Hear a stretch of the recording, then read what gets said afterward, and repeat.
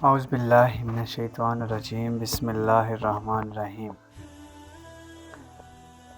ناظرین، آپ دیکھ رہے ہیں یونیورسل انفارمیٹو چینل، اور آج کی اس ویڈیو میں آپ کو حضرت ادریس علیہ السلام کی زندگی کے بارے میں بتاؤں گا۔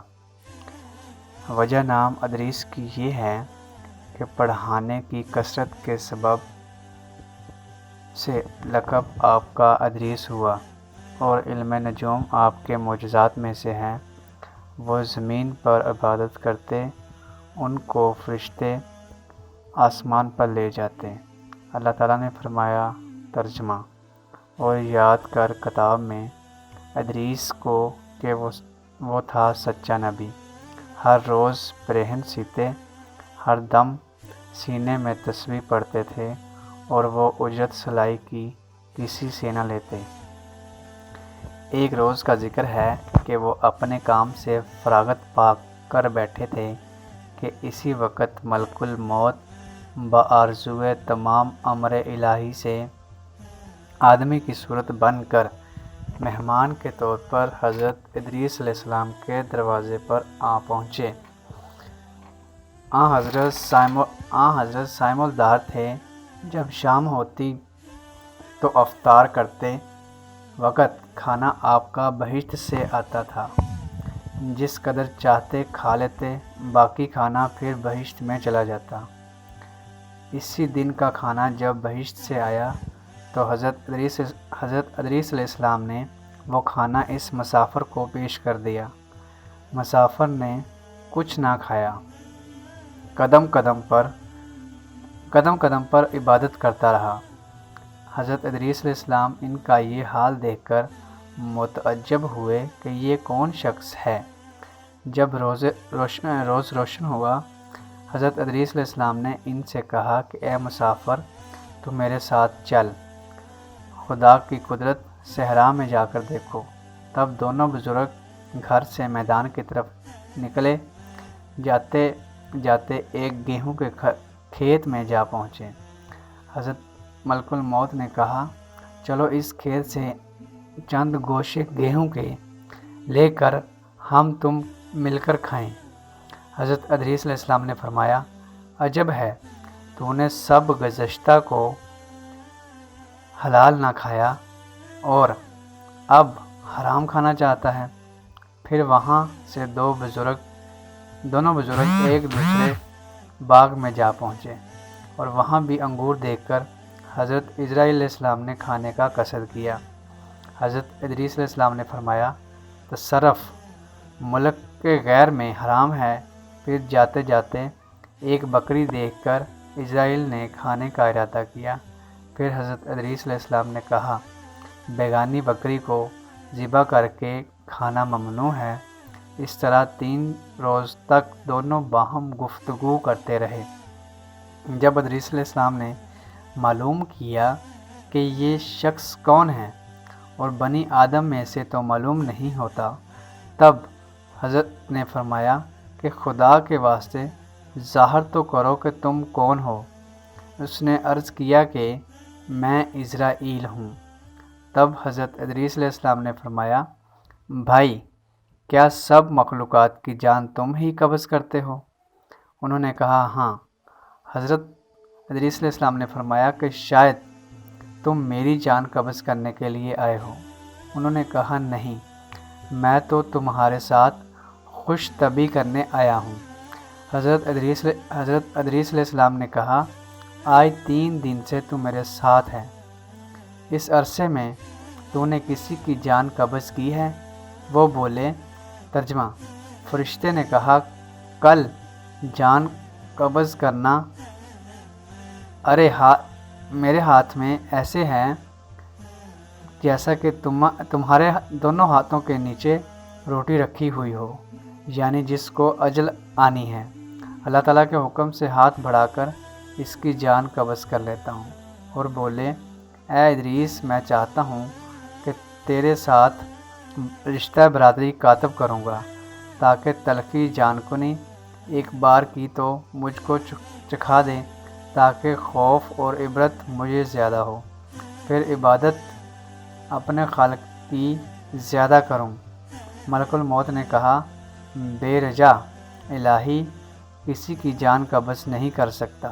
تب حضرت ادریس علیہ السلام نے خداوند قدوس کی درسگاہ میں عرض کیا کہ حکم ہوا جان حضرت ادریس کی قبض کر۔ انہوں نے حضرت ادریس کی جان قبض کر لی۔ پھر ملک الموت نے خدا کی درگاہ میں دعا مانگی۔ پھر اللہ تعالیٰ نے ان کو زندہ کر دیا اور حضرت ادریس علیہ السلام نے اٹھ کر ملک الموت کو اپنی گود میں لیا۔ دونوں نے آپس میں رشتہ برادری قائم کر لیا۔ پھر ملک الموت نے ان سے پوچھا، اے بھائی، تلخی جان کنی کیسی تھی؟ وہ بولے کہ جیسی کسی زندہ جانور کی کھال سر سے پاؤں تک کھینچی جاتی ہے۔ ملک الموت نے کہا، اے بھائی، قسم ہے رب العالمین کی، جیسا کہ میں نے تیرے ساتھ احسان کیا ایسا کسی کے ساتھ نہیں کیا۔ حضرت ادریس علیہ السلام نے فرمایا، اے بھائی، مجھے دوزخ دیکھنے کا شوق ہے، تو مجھ کو اس کے دروازے تک لے چل تاکہ اس کو دیکھنے سے خوف الہی زیادہ ہو اور میں پھر عبادت اور بندگی زیادہ کروں۔ تب ملک الموت نے خدا تعالیٰ کے حکم سے ان کو 7 طبق دوزخ دکھائے۔ پھر حضرت ادریس علیہ السلام بولے، اے بھائی، مجھ کو بہشت دیکھنے کی آرزو ہے کہ اسے دیکھ کر خوشی حاصل کروں گا اور عبادت زیادہ کروں گا۔ پھر ان کو بہشت کے دروازے پر لے گئے۔ انہوں نے بہشت کے منظر اپنی آنکھوں سے دیکھے۔ پھر کہنے لگے، اے بھائی، میں تلخی جان کنی کی دیکھ چکا ہوں، دوزخ بھی دیکھی ہے، مگر جگر میرا مارے پیاس کے جل گیا ہے۔ اجازت ہو تو بہشت میں جا کر ایک پیالہ پیوں۔ تب اس نے کہا، تم وہاں سے واپس آنے کا عہد کرو۔ بوجہ شدید پیاس کے حضرت ادریس علیہ السلام نے آنے کا عہد کیا کہ میں واپس آ جاؤں گا، اور بحکم الہی اپنی نالین درخت طوبہ کے نیچے چھوڑ کر بہشت میں داخل ہو گئے، کیونکہ عہد باہر آنے کا کیا تھا اور نالین کو بھی درخت طوبہ کے نیچے چھوڑ آئے تھے۔ بہشت سے نکل کر اپنی نالین کو لے کر بہشت میں جا کر درخت پر جا بیٹھے۔ کچھ دیر کے بعد ملک الموت نے ان کو آواز دی کہ اے بھائی، تاخیر مت کرو۔ اس کے جواب میں حضرت ادریس علیہ السلام نے فرمایا، اے مشفق الجبار عالم فرماتا ہے کہ ہر جی کو موت کا ذائقہ چکھنا ہے۔ اب تو میں مزہ جان کنی کا چکھ چکا ہوں، اور حق تعالیٰ فرماتا ہے، ترجمہ، اور نہیں کوئی تم سے جو نہ پہنچے گا اس میں سو میں دوزخ میں بھی پہنچ چکا ہوں۔ اور یہی جلیل الجبار فرماتے ہیں، ترجمہ، اور نہ پہنچے گی وہاں ان کو کچھ تکلیف اور نہ ان کو وہاں سے کوئی نکالے گا، یعنی جو لوگ بہشت میں گئے وہ باہر واپس نہیں آئیں گے۔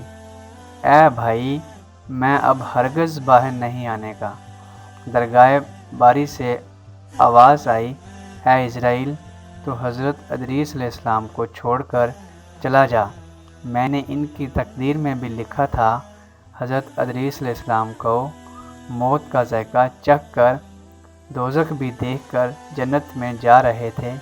تب اسرائیل بولے، ترجمہ، بہشت حرام ہے انبیاء پر جب تک خاتم الانبیاء داخل نہ ہوں۔ بہشت میں پھر آواز آئی، اے اسرائیل، میں بہشت کو دریغ رکھتا ہوں، لیکن اول بہشت میں محمد صلی اللہ علیہ وآلہ وسلم داخل ہوں گے، بعد میں سب امت ان کی، اور قول دوسرا یہ کہ طواف کرنے والے سب طواف کرتے رہیں۔ بہشت میں حق تعالیٰ نے فرمایا، ترجمہ، اور اٹھا لیا ہم نے اس کو اونچے مکان پر پس بہشت میں حضرت ادریس علیہ السلام تو جا رہے ہیں اور ان کے فرزند سب فراق سے شب و روزگار گریہ وزاری میں تھے، اور ایک روز ابلیس العین ان کے پاس آیا اور کہا تم مت رویا کرو، میں تمہارے باپ کی سی ایک صورت بنا دیتا ہوں، تم اس کو شب و روز دیکھا کرو اور پوجا کرو، اس سے تمہارے سب دکھ اور غم دور ہو جائیں گے اور تم خوش بھی رہو گے۔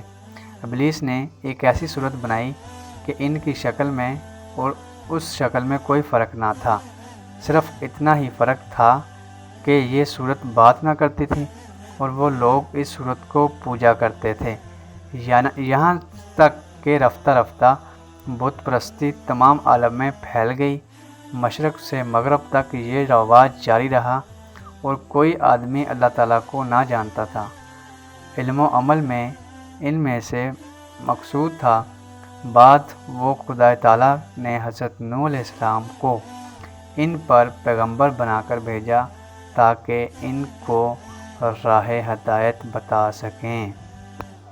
ناظرین، اگر آپ کو ہماری ویڈیو اچھی لگے تو کمنٹ کریں، لائک کریں اور صدقہ جاریہ سمجھ کر آگے شیئر کریں۔